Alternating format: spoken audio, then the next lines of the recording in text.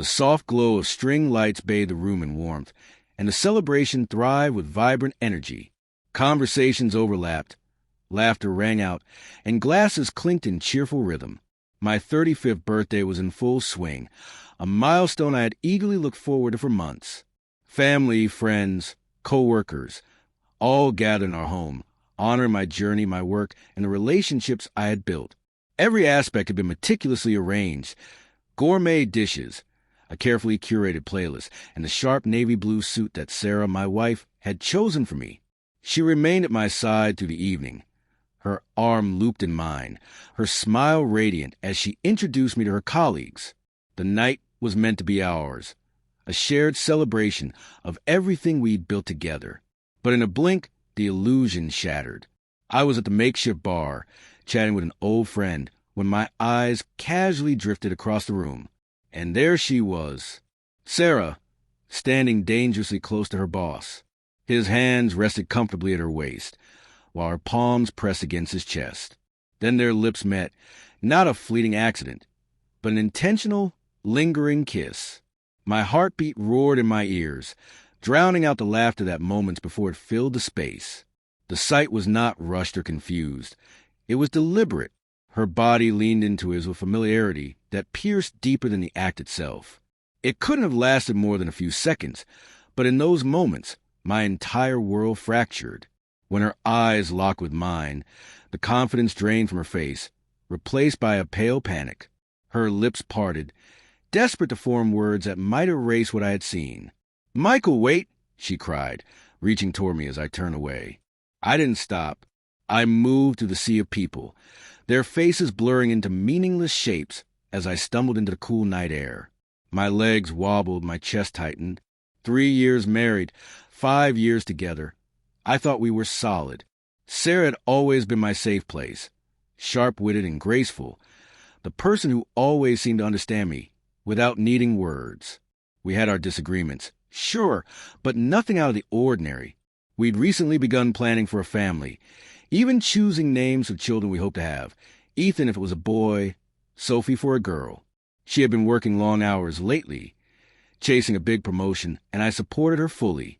When she suggested inviting her boss, Richard, and some co-workers to the party, I didn't hesitate. "It'll show dedication," she'd said. I wanted to be supportive.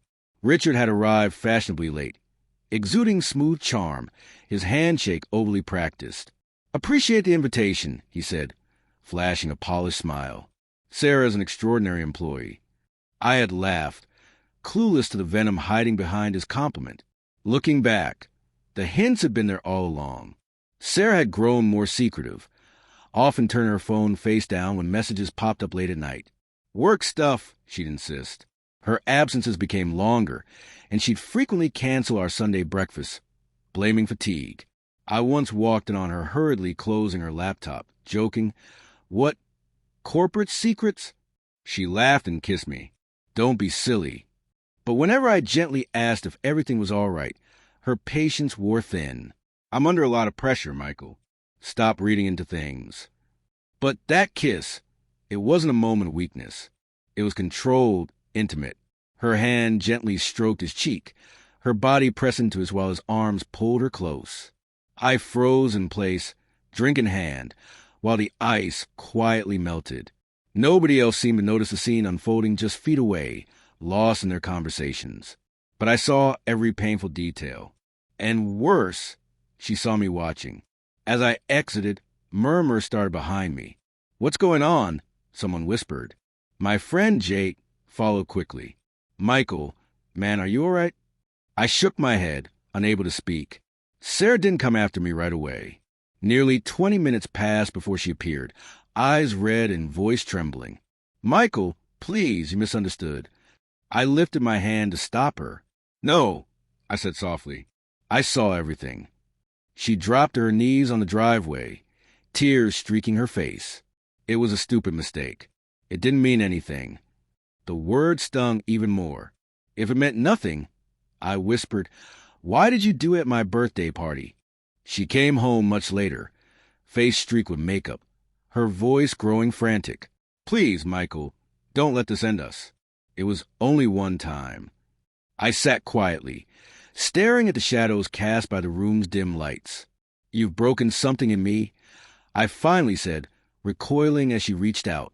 The following days were filled with suffocating silence. I moved into the guest room. The house became a cold museum of our life together. Eventually, I asked her the question that haunted me. Was this the first time? The hesitation in her answer was crushing. "No," she whispered, barely audible. But this was the first time it felt serious. I laughed bitterly. "You kissed him before and still thought inviting him to my party was acceptable?" She confessed it had started weeks earlier, late meetings that turned into something more. She claimed she felt lonely, as if that excused it. "You didn't intend to kiss him in front of everyone either, did you?" I asked. She sobbed harder, but I felt hollow. My grief had dried into emptiness. Sleep evaded me. Food tasted like ash.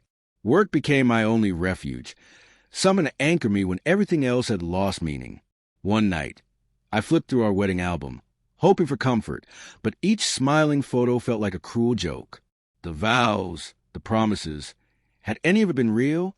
I started to wonder if I had failed her somehow, if I hadn't been enough. But no, this was her choice. In a moment of bitter clarity, I sent Richard an email. A single sentence. "We need to speak." His reply came the next day. "This isn't a good idea." Coward. I tried calling his office. His assistant informed me he was on extended leave. My final message read, "You kissed my wife in my home at my party. Hope it was worth it." No reply followed.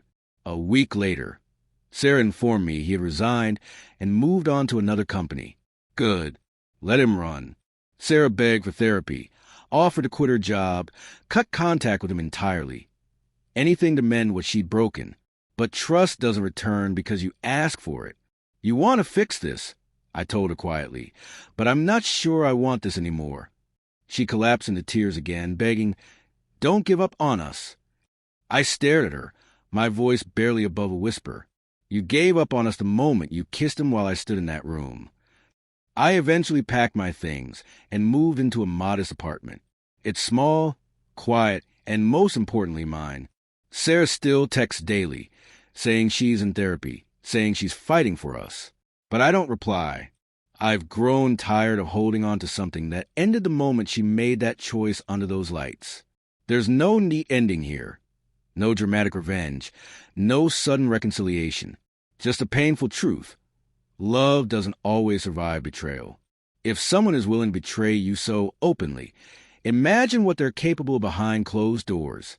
Sarah continues to plead for forgiveness, but I've stopped listening.